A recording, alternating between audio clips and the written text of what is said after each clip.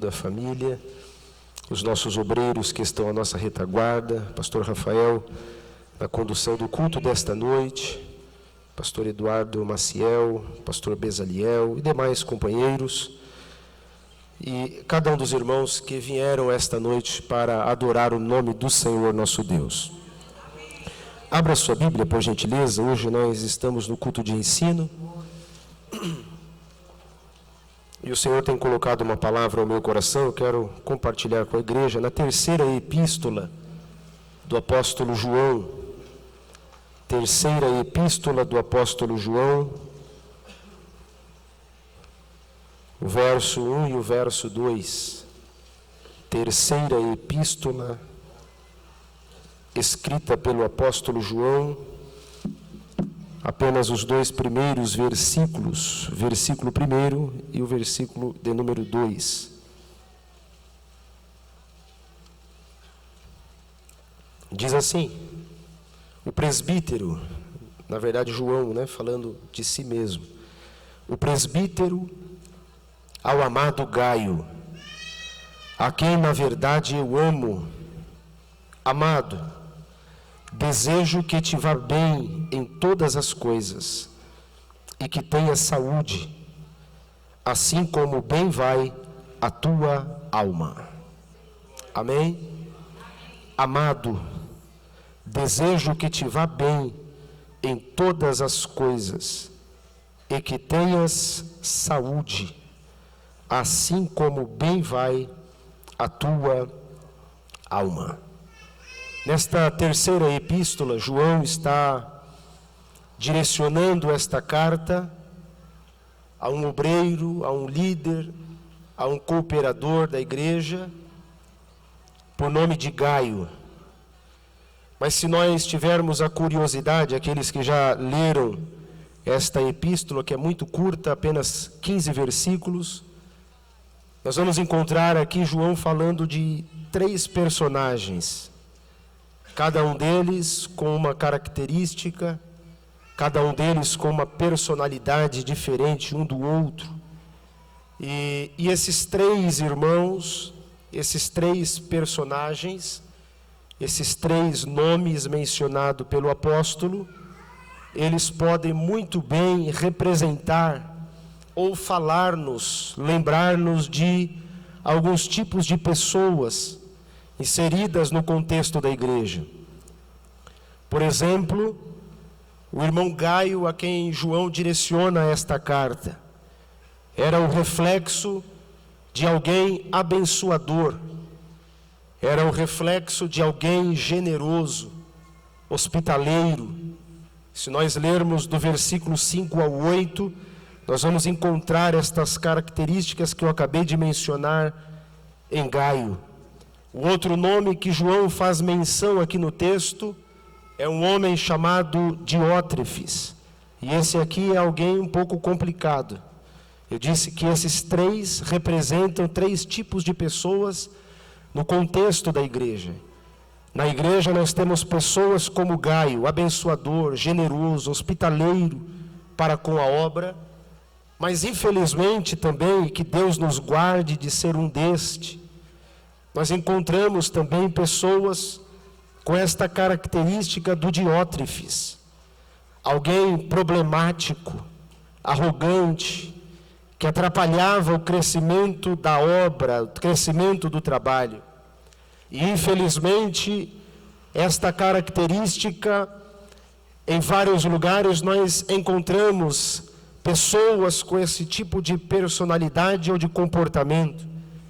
E como servos de Deus, nós precisamos aprender a lidar com eles também.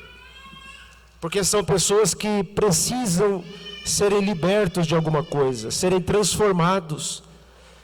E se nós olharmos para esse tipo de pessoa, era alguém que se achava o dono da igreja, manipulador, exclusivista, queria ser o mais crente entre os crentes, Diótrefes colocava a congregação contra o seu líder.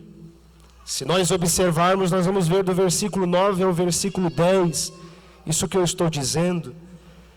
Mas João também faz menção de um outro personagem, por nome de Demétrio.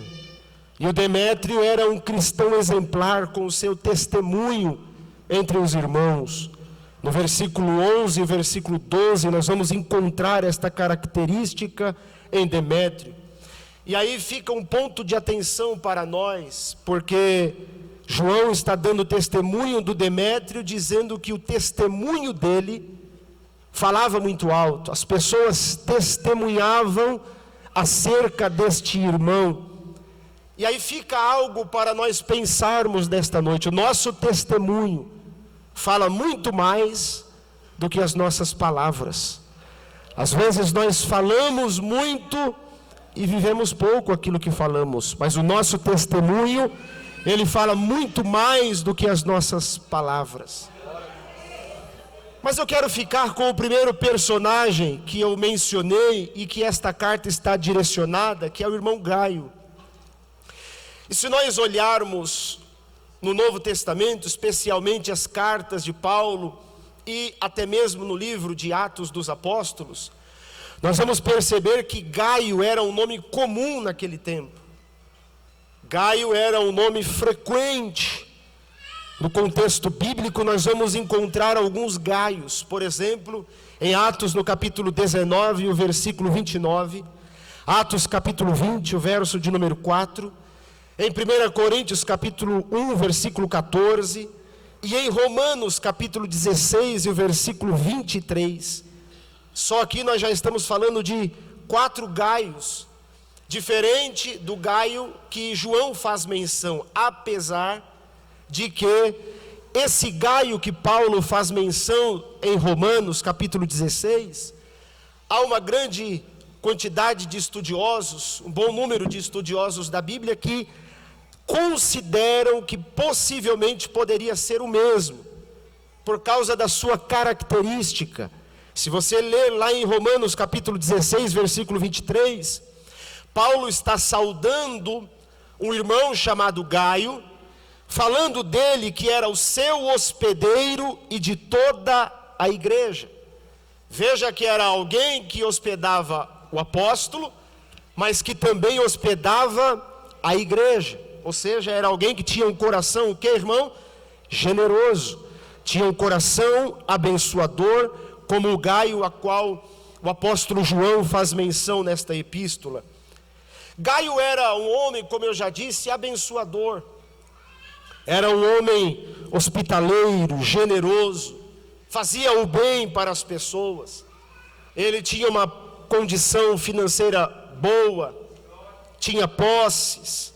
Mas o principal de tudo, porque tem gente que tem uma condição boa, mas também é assim. Mas esse Gaio, além de ter uma condição boa, ele tinha um coração maior do que a sua condição. Então ele era abençoador para com a obra de Deus. Ele tinha prazer em ajudar a obra, ele tinha prazer em ajudar o trabalho. Ele hospedava pessoas, se fosse preciso, nós vamos ler aqui no contexto, ele financiava com os seus próprios recursos pessoas que precisavam do seu apoio. E nesta carta que João está escrevendo, possivelmente João está em Éfeso, e o irmão Gaio, membro de uma outra igreja da Ásia Menor. A ideia do texto é que eles não estavam na mesma igreja, na mesma cidade. Nós vamos perceber isso lendo o versículo 10 e o versículo 14. O desejo de João de estar pessoalmente, ele usa a expressão aqui, que ele iria parar de escrever com a sua pena, mas ele queria falar boca a boca, ou seja, eles estavam longe, mas João queria muito estar com este irmão abençoador para com o trabalho. E João recebe informações de como estava a igreja, de como estava o trabalho, de como aqueles irmãos estavam se comportando. Só que o principal de tudo, João recebe também informações do testemunho daqueles obreiros. E ao receber o testemunho daqueles irmãos, ele se alegra, ele fica feliz, porque ele percebe que aquele irmão chamado Gaio, que era o seu filho na fé, ele continuava na mesma fé, na mesma esperança, no mesmo amor do princípio da sua conversão. Então, o João está alegre E é como se ele estivesse orando a Deus e falando do Gaio. Aí nós chegamos no versículo de número 2, que ele diz: amado, desejo que te vá bem em todas as coisas, e que tenha saúde, assim como bem vai a tua alma. João está orando e falando a Deus de alguém que tinha um coração generoso, porque Deus nunca fica devendo nada para ninguém. Aleluia. João, ele diz: olha, desejo que te vá bem e que tenha saúde. Talvez tudo na vida daquele homem estava indo bem, mas estava faltando alguma coisa. A sua saúde não estava boa, mas ele tinha um depósito com Deus. Não porque ele fez para ter, não, mas o fato dele fazer, o fato dele ser solidário com a obra de Deus, na hora que ele precisou, alguém também está intercedendo a Deus por ele. Aleluia. Se nós olharmos em algumas outras traduções, a minha tradução é a Almeida Revista e Corrigida, mas se nós olharmos na NTLH, a tradução para esse versículo é: meu querido amigo, tenho pedido a Deus que você vá bem em tudo e que esteja com boa saúde, assim como bem está espiritualmente. A tradução brasileira traduziu esse versículo da seguinte maneira: amado. E era uma maneira carinhosa de João chamar o Gaio. Por 4 vezes, nesses 15 versículos, ele se dirige ao personagem chamado Gaio como amado. Ele diz assim na tradução brasileira: amado, peço a Deus que prospere em tudo e tenha saúde, assim como a tua alma prospera. Glória a Deus, glória a Deus. E é sobre esse desejo de João a Gaio que eu quero falar, pensar com os irmãos em rápidas palavras. 3 áreas da nossa vida que são extremamente importantes e que João faz menção ao irmão Gaio aqui nesse versículo de número 2 que nós lemos. Ele diz em primeiro lugar: desejo que te vá bem. Eu já li 2 traduções que traduzem essa expressão como que seja próspero, ou que tenhas prosperidade. Apenas para uma informação, os irmãos são conhecedores da palavra, mas apenas para lembrar-nos que esse desejo de João a Gaio, acerca da prosperidade dele, não é essa prosperidade barata que se prega por aí nessas igrejas neopentecostais, onde faz da prosperidade o centro da vida humana. A nossa vida está pautada na prosperidade, ou seja, se eu não prospero, eu estou em pecado, tem alguma coisa errada. Não é isso. A prosperidade bíblica não nos ensina desta forma. Prosperidade bíblica é uma consequência. Prosperidade, biblicamente falando, é a consequência de uma vida com Deus. Aleluia. Então não significa que eu preciso morar numa mansão para ser alguém próspero. Eu posso pagar aluguel, vir de ônibus, andar na chuva, sapato furado e ser alguém próspero, porque meu nome está escrito no livro dos céus. Aleluia. Prosperidade é a consequência de uma vida com Deus. Eu poderia ler vários versículos aqui para embasar o que eu estou dizendo, mas eu vou ler apenas uma passagem. Salmo de número 1. Olha o que é uma vida próspera. O salmista diz assim: bem-aventurado o varão que não anda segundo o conselho dos ímpios, nem se detém no caminho dos pecadores. Isso aqui está falando de estilo de vida. Nem se assenta na roda dos escarnecedores. Antes tem o seu prazer na lei do Senhor, e na sua lei. Aleluia. Está falando de alguém que ama a palavra, ama a presença de Deus pela sua palavra. Antes tem o seu prazer na lei do Senhor, e na sua lei medita de dia e de noite.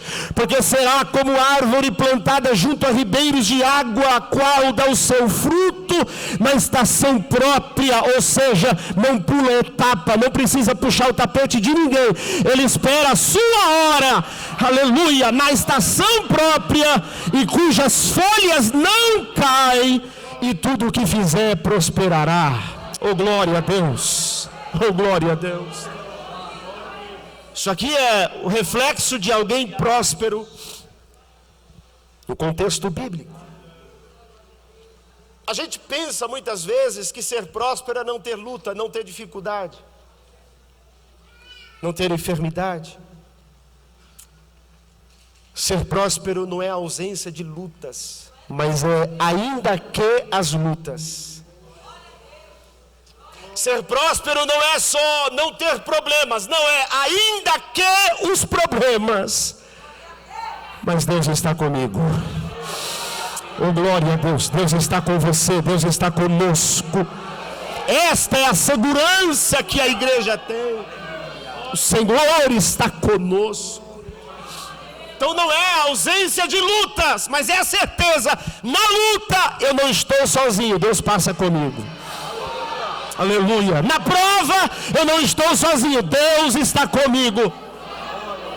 Aleluia. Se for preciso, Ele usa o ímpio para abençoar a sua casa.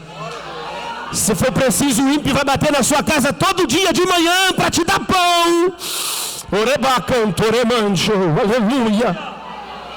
Mas você não está sozinho. Não estamos sozinhos. Aleluia. A gente pensa que prosperidade é só dinheiro, bens materiais. Mas é tudo.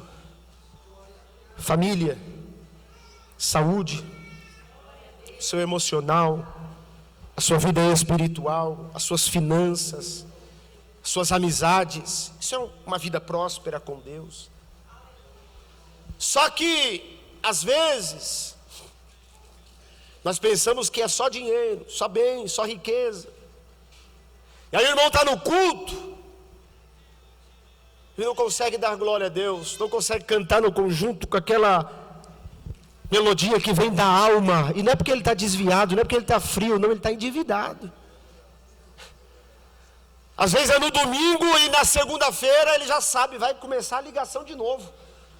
Deu uma pausa no domingo porque alguém tem que descansar. Mas na segunda continua a rotina, Crispim. E vai indo e o irmão não consegue sentir a presença do Senhor.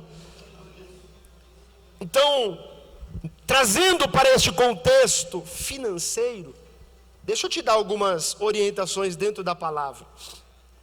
Porque ser financeiro, ser próspero financeiramente à luz da Bíblia, em primeiro lugar, seja dizimista fiel.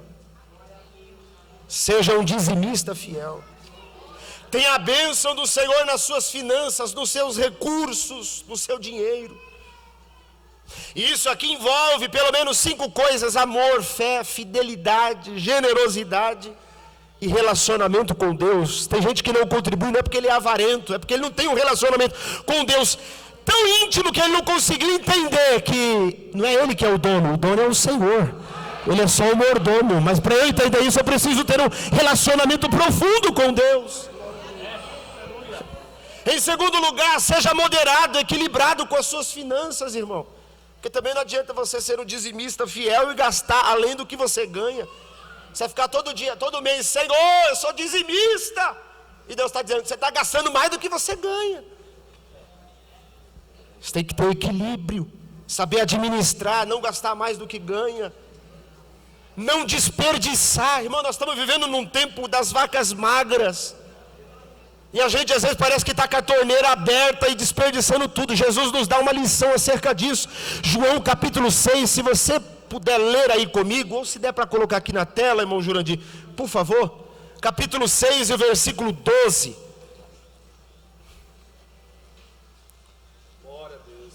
João capítulo 6, olha isso. E quando estavam saciados, disse aos seus discípulos: recolhei o quê? Os pedaços que sobraram, sobejaram, para que nada se... Jesus nos dá uma lição, irmão, de não desperdiçar. E a gente não é só 10 centavos, é 20 centavos, é 50 centavos, é R$1. No final do mês você perdeu R$50 de besteira, que às vezes está faltando para pagar aquela conta de água, conta de luz. O menino na hora do almoço joga metade da comida fora, tem gente passando fome. O Senhor está dizendo para nós nesta noite: pega o que sobrou. Aleluia. Para de desperdiçar. Para de desperdiçar. Outra coisa, reconheça o seu limite financeiro, irmão. Isso fala de planejamento. João está dizendo para o Gaio: eu desejo que te vá bem em todas as áreas, que seja próspero. Isso aqui é uma lição de prosperidade. Não tenho tempo para ler, mas Lucas capítulo 14, Jesus vai nos ensinar o que é planejamento. Em segundo lugar, João está dizendo para o Gaio assim, e que tenhas saúde. Que tenhas saúde. Era o desejo do João para o irmão Gaio. É o desejo de Deus para nós, que tenhamos saúde. Saúde para desfrutar com a nossa família, saúde para trabalhar na obra do Senhor, saúde para desenvolver o ministério que o Senhor confiou, saúde, nós precisamos de saúde, para correr atrás dos nossos objetivos, sonhos, para tanta coisa. A ideia no texto é que o Gaio estava com a sua saúde fragilizada, enfrentando algum problema de enfermidade muito sério. Quando João fica sabendo, ele faz questão de mencionar que o desejo dele é que o irmão Gaio tivesse saúde. Falando em saúde, já foi falado aqui neste púlpito. Tivemos Setembro Amarelo, prevenção contra os problemas psicossomáticos. Tivemos agora o Outubro Rosa, o cuidado que as mulheres devem ter. Estamos no meio do Novembro Azul. E nós homens, às vezes, só vamos para o médico amarrado. Só na hora que não dá mais. Irmão, aprenda a fazer um check-up. Crie o hábito de ter exames de rotina. Você vai evitar problemas maiores. Vai evitar problemas maiores. Cuide-se. Ei, a gente às vezes só se preocupa com o lado espiritual. Mas nós precisamos também cuidar do templo do Espírito. Você precisa se cuidar, deixar os preconceitos de lado, olhar um pouquinho para você também, irmão, e cuide da sua alimentação, saiba o que o seu corpo pode e o que não pode comer, beba água, faça exercício físico, caminhada. Não é cultuar o corpo, não, é cuidar do corpo. Você precisa cuidar. Sedentarismo, às vezes nós pensamos que não, mas o sedentarismo tem matado tanto quanto os vícios com álcool e com cigarro. Precisamos tomar cuidado. Então João está dizendo para o Gaio que tenhas saúde. Eu não sei qual é o seu problema nessa noite, talvez você está enfermo aqui. Que o Senhor te dê saúde nesta noite. Que o Senhor nos conceda saúde nesta noite. Aleluia. Irmão, eu costumo dizer uma coisa: milagre é Deus quem faz, mas aquilo que eu preciso fazer, sou eu que tenho que fazer. Tem coisa que você vai ao médico e você resolve. Tirar a pedra para o Lázaro sair para fora, teve que ser as pessoas. Jesus disse que tirem a pedra. E o texto seguinte: e tiraram a pedra. Tirar a pedra é conosco. Remover o Lázaro lá de dentro é com Jesus. Milagre é Ele quem faz. Mas o que eu tenho que fazer, sou eu que tenho que fazer. Oh, glória a Deus. O que você tem que fazer, é você que tem que fazer. Às vezes nós ficamos terceirizando as coisas. E aí depois ficamos reclamando da vida. Para de reclamar, vai agir, faz alguma coisa. Se cuida. Aleluia. E em terceiro lugar, ele diz o quê? Como bem vai a tua alma. A alma é a sede das emoções humanas, dos sentimentos. É a parte imaterial. Eu não vejo a sua alma, eu vejo o seu corpo. É a parte imaterial do ser humano. A alma é o lugar do elemento consciente nosso, no qual na alma nós percebemos, na alma nós refletimos, Na alma nós sentimos e na alma nós desejamos. A alma do irmão Gaio estava bem. Está no texto. Sim ou não? Desejo que te vá bem em tudo e que tenha saúde, como bem vai a tua. Como está a tua alma aqui esta noite? Talvez o teu problema não é dinheiro, o teu problema não é saúde, o teu problema é a tua alma. A alma do Gaio, o problema do Gaio não era dinheiro, o problema do Gaio não era a alma, o problema dele era a saúde física.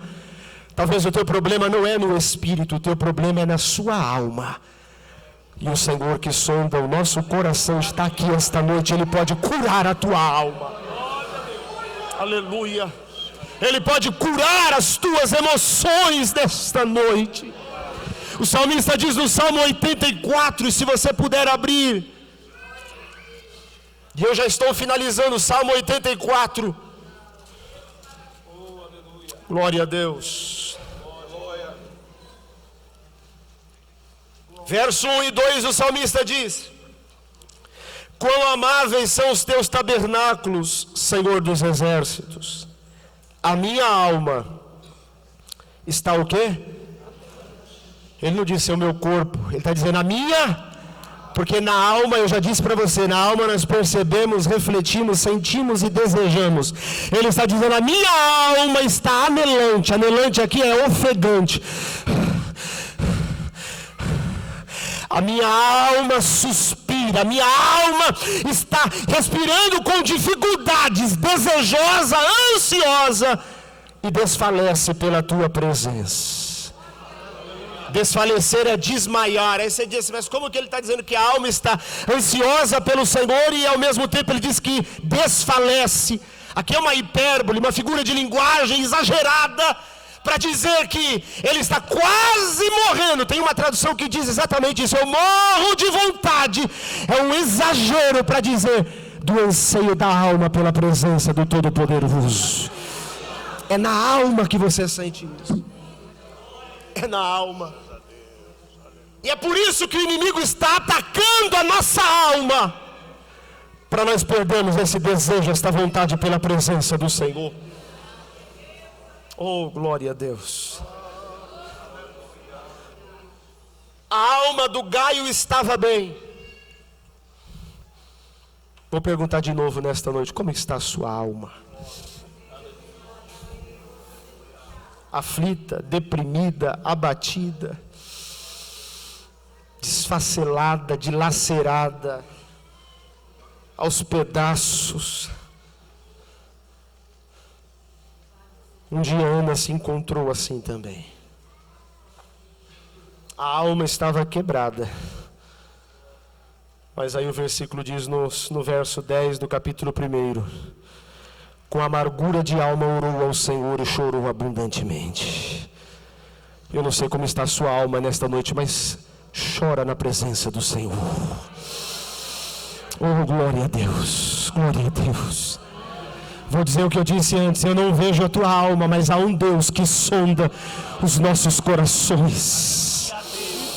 Aleluia, há um Deus que contempla a sua alma nesta noite, e Ele sabe como você entrou daquela porta para dentro. Ele sabe como que você saiu da sua casa hoje. Ele te conhece, Ele sabe como a tua alma está abatida. E Ele diz para nós nesta noite: eu vou curar as tuas feridas, eu vou curar as tuas emoções, eu vou curar a tua alma. Oh glória, oh glória, oh glória. Isso o médico não pode, mas o médico dos médicos pode. Quantos podem glorificar o Senhor nesta noite, na certeza? Ele cura a minha alma. Ele cura. Se você pode, fique em pé, por gentileza. Jesus um dia também sentiu-se assim. Mateus capítulo 26, versículo 38. Jesus um dia sentiu-se assim, o texto diz assim, olha: e então ele lhes disse: a minha alma está cheia de tristeza. ficai aqui e vigiai comigo. Aí você já sabe a continuação. Que quando ele levantou, os discípulos estavam dormindo. Porque ninguém vê o que passa dentro da sua alma. Se fosse uma dor física, quando é uma dor física, alguém te vê machucado, a pessoa logo se preocupa, mas ninguém vê o que está dentro da sua alma.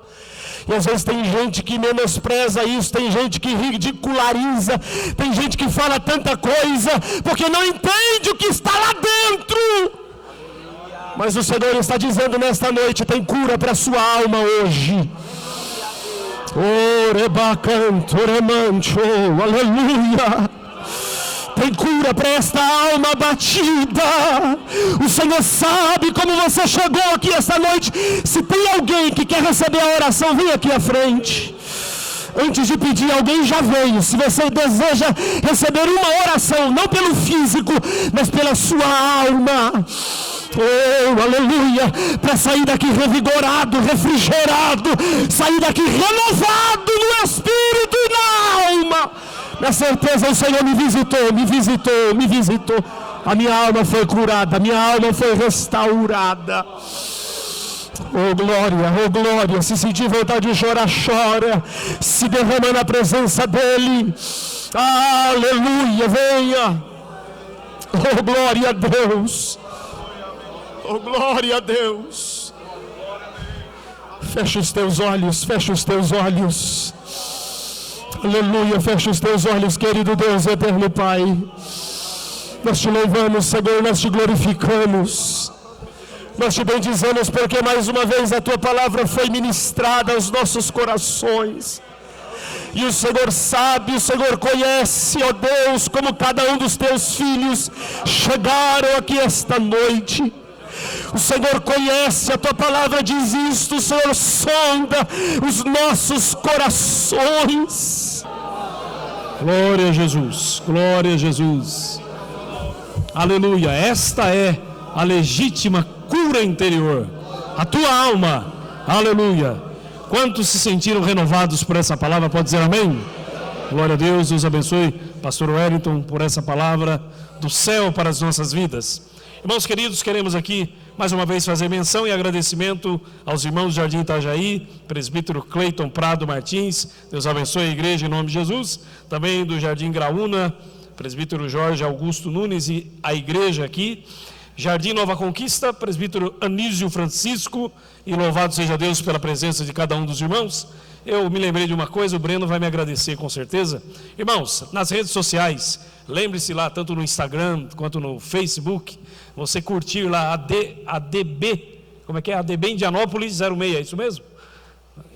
Você curtindo lá, você vai ter acesso a essa pregação foi gravada, esse culto, essa reunião, logo estará disponível aos irmãos, para você evangelizar, para você também, assim como nós ouvimos essa noite, alguém que precisa da cura da alma, você enviar essa palavra. Está ali as redes sociais, está sendo amplamente divulgado nos grupos, mas é só para lembrar os irmãos aí, em nome do Senhor Jesus. Eu quero também agradecer esta oportunidade que o pastor Veiga nos franqueia, esta confiança, e vamos agradecer a Deus. Senhor Deus maravilhoso, nós te louvamos por tudo, por essa palavra, nós te agradecemos, Deus eterno, pela vida do pastor Veiga, continue abençoando o teu servo, abençoando a sua família, abençoando o pastor Wellington que nos pregou a tua palavra, Senhor, a tua família, e também ali a congregação Jardim Itatiaia, orando pelo teu filho, oro por cada dirigente, Senhor, que o Senhor Deus continue usando os nossos irmãos que estiveram com as congregações aqui hoje. Deus, a tua bênção, a tua presença, reaviva esse setor, Deus, em nome de Jesus Cristo, reaviva a tua obra, batiza com o Espírito Santo, continua fazendo maravilhas em nosso meio, leva-nos a tua paz quando nós seguiremos para os nossos lares, dá uma noite na tua paz, um fim de semana na presença do Senhor, tudo isso, meu Deus, nós te pedimos e te agradecemos, em nome do Senhor Jesus, amém e amém. Estenda a sua mão. Que o grande amor de Deus, a graça do nosso Senhor e Salvador Jesus Cristo, a comunhão e a consolação do Espírito Santo seja com todos e digamos amém. Que Deus abençoe a todos em nome de Jesus.